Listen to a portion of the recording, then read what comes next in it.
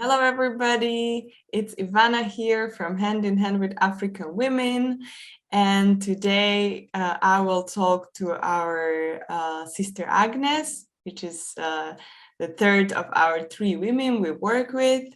And Sister Agnes is from Western Kenya, where she has also orphanage, similar to Mama Charity. Tell us first who you are and what you do. Yes. I'm happy to meet you, Sister Agnes Hatchery from Kenya, western part of Kenya. And I call it an orphanage, but I call it a feeding program of 30 children in Kenya, western part of it. And we are stationed in Kakamega, a place called Shirere. Mm-hmm. Yeah, if you want me to talk about how I started it, would you want me to talk how I started it? Yeah, that would be nice if you tell us a little bit more when it started and what's the story behind. Yes, I was in the church, and then that was 2012. And then in the church, a woman came and tapped my shoulder and said, "Sister, there's a child outside here who is hungry." And imagine we were in the middle of the service. So I went out, I met them, but good enough, I knew this old woman and she knew me because she used to go in, she comes there for church service. So when I went out, I found a small boy lying down. She was hungry. And most of them, they are in the streets because they are looking for food, shelter, and many other things. So I went back to the church and I said, God, now what am I going to do with this child? And I don't have anything. So I told that lady, just sit here with this boy so that she doesn't get lost. And mainly when they get lost in a bad way, that they start living in the streets and picking food, dirty food. That is it. So I was in the church. I left the church. I went back to that place. I found she was still there. And what she only asked, she asked me, I need food. She didn't ask for anything. So I struggled. I went back with her to our convent where we stay. And then I told the sister, so we put her somewhere. He rested there. And then we gave him some food. So what made me so touched to that, this old woman, I told her, now, I don't have a place in the nunnery place where I can keep him. So I would ask you kindly if you can put her in your house, as I also take care of the small boy. So we went on like that with this lady, and she was called Margaret. And she was very kind. I used to take food to the small boy. So what came in my mind, let me work on what he wants, food, so that she eats, then we can talk about education. And little did I know that there are many, many others. So many followed him. And then I kept him. I looked for a place temporary, and many, many others followed. So I said in my heart, now what am I going to do? I can't chase them away. They need, they miss motherly love, fatherly love, and shelter. They have no knowledge of going to school. So I said, God, help me to help these children. So they were there, and the number grew to 30. And that time I was only giving them food. But through God's prayers, I kept on asking God, please help me. What do I do with these kids? The best thing I can give them is education and love. Love, I will try. But education, there should be some people coming in, well-wishers, angels. So I prayed. So there was another lady called, they had come for another feast in Kenya. They were just passing by. And then I met her. She was so good. I showed her. She was so moved. And then after that, these young children, most of them were girls, they after feeding, I would go to churches and well-wishers, to the Asians in town. They would give me some food and I give them. So this Margaret was on now helping me to help them. But I was so impressed when 3 girls asked me, we want to go to school. I said, Thanks be to God. Now they had seen the value of going to school. So they went there, they were learning and learning and learning, and I thought I would lose them, 3 girls. So they did the high school and passed. And they said, we want to do nursing. One was called Catherine, another one was called Audrey, and another one is called Euphemia. And that makes me happy. At least something has come out. Yeah. Of something. And they were well-wishers who came in and supported me to support them. So the 3 I'm talking about, they're already qualified and they are working. That's wonderful. So yeah. So, and this has been through well-wishers helping me. I asked, please, Ivan, would you help me this child to educate her? He or she would come in and say, give me the downfall of the school fees, and I give, and God works through that, and they were educated. They are now doing a degree in nursing. Some are finished. Catherine has finished. Audrey has finished. Euphemia has finished, but she wishes to go on. She wants to go and specialize for 1 year in what we call critical nursing. And that is only for 1 year. So in fact, I was talking to her today. I normally follow them. So she told me, okay, sister, if I got away and I could go to do critical nursing, I'll be very happy. But somebody sponsored her and she finished the degree. So I am happy that she has seen, her eyes are open, that she wants to add something which is valuable. And now, when I get some donations from well-wishers, I have a day of calling them. We eat together, we sit and we share a lot, and I counsel them. I work with 3 sisters. One is a nurse, Sister Pamela, and one has been a high school teacher. She has retired, so she works with them and myself. So my work is mainly doing fundraising for these children. And then we come and share with the team on the ground, with this lady Margaret, and we give them education. As we talk now, there are about 3 who have finished catering, hospitality. And those are the areas I become very happy. At least I can see the work done very well. And through angels like you, and now there are about 3 who are going to do in high school, who are supposed to join high school. But now there is where I'm now looking for a way for some donor to come in and support them. And especially the girl child is a very, very sensitive area in the African tradition, because they are vulnerable. They are most the ones who are misused. And even these days, even boys, even girls are misused. So they are the first one I ran to capture.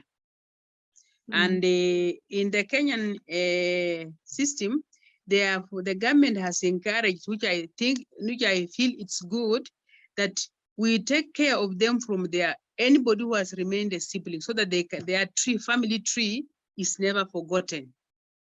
And I visit them from house to house, from house to house.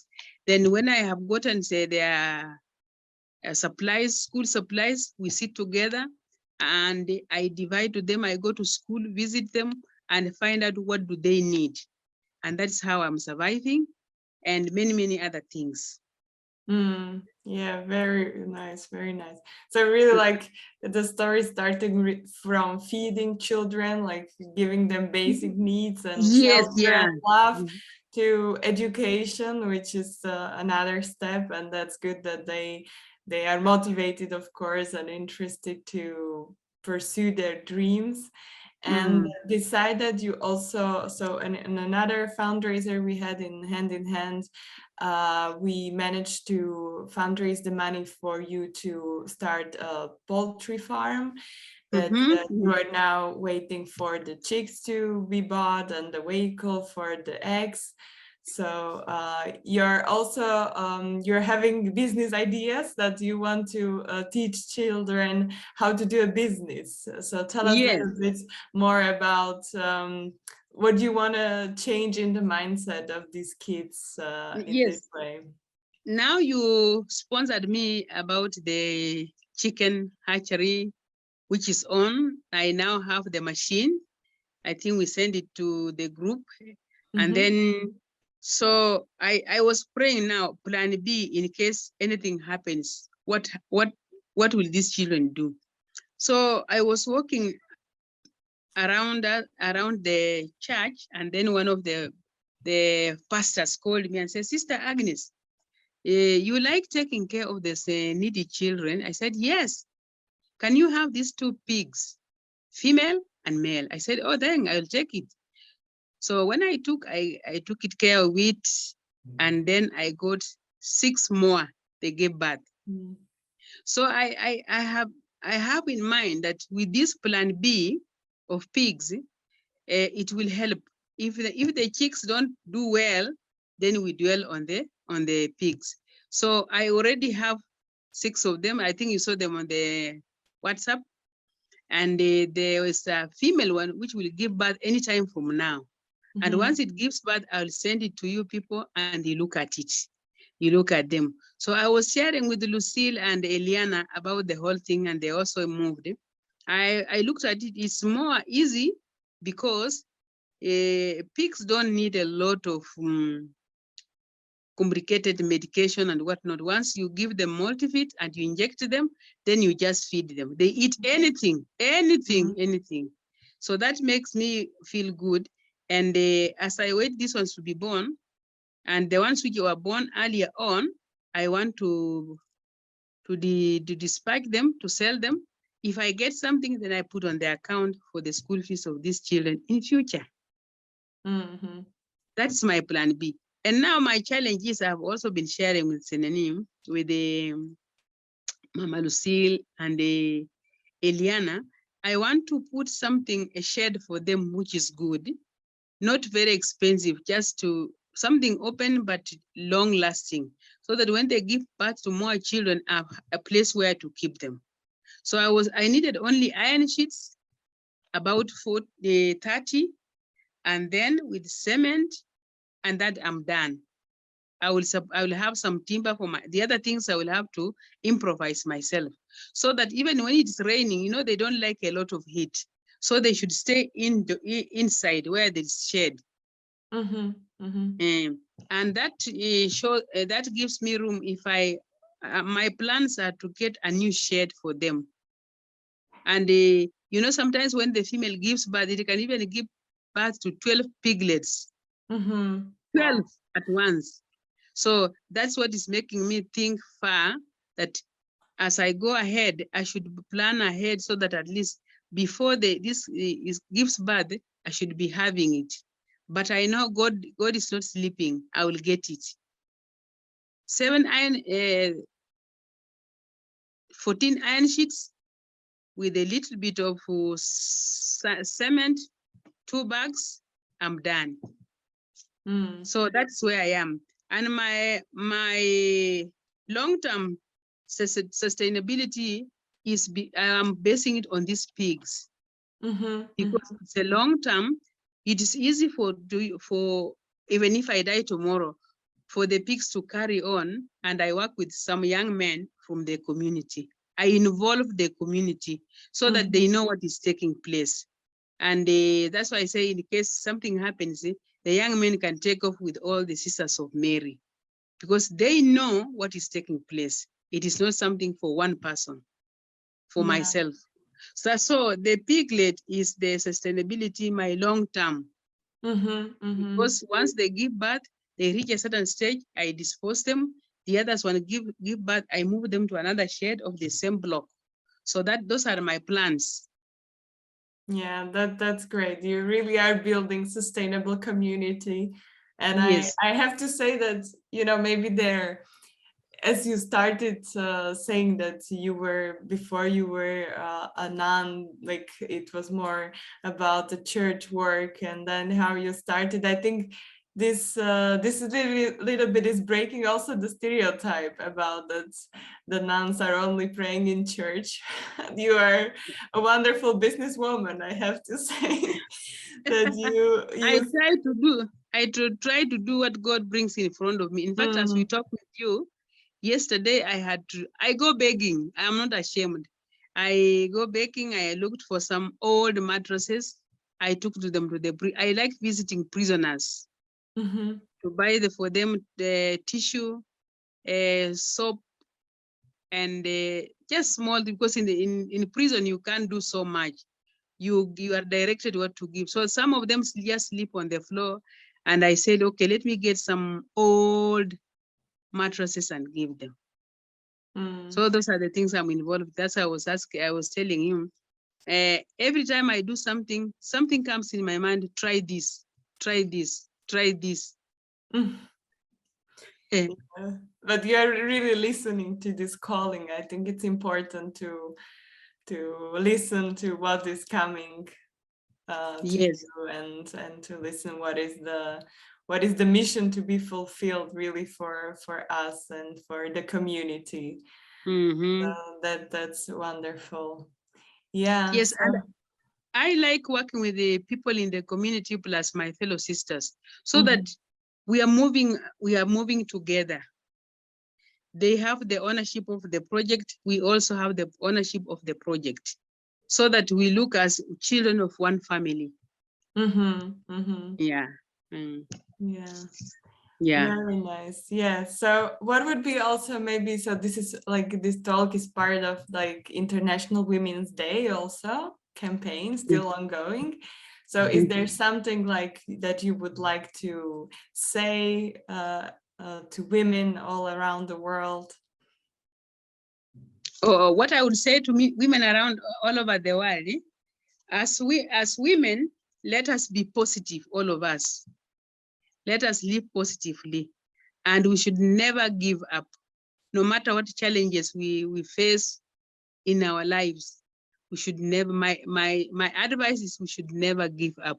We keep on going. Jesus never gave up.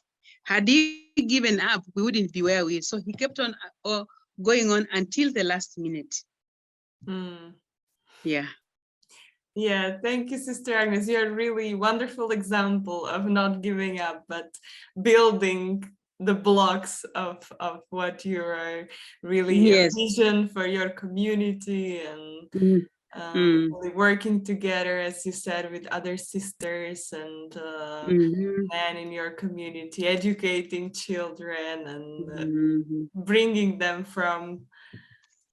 throughout their journey to university and becoming responsible citizens. That's wonderful. So thank you so much for sharing everything what you do, and so everybody who's watching this talk and feels like you would like to contribute to one of our projects, we are still fundraising now money for Mama Dina's community for the water that she still really needed. We will be very happy if you contribute, and thank you so much, Sister Agnes, for this lovely talk. I believe it inspires a lot of women or even men or whoever is watching this video. So, tell the men and women who are watching that Sister Agnes, I do greet them in the name of the Lord, and I wish them well. We are children of one family, and let's move together. Pass my greetings to all of them. Thank you. Yeah, I think it's a wonderful message to spread, that we are together, that we should share the unity in the world and not to be divided. No. We should be one. Yeah. Thank you. Thank you, everybody. Bye-bye. Bye. Thank you so much.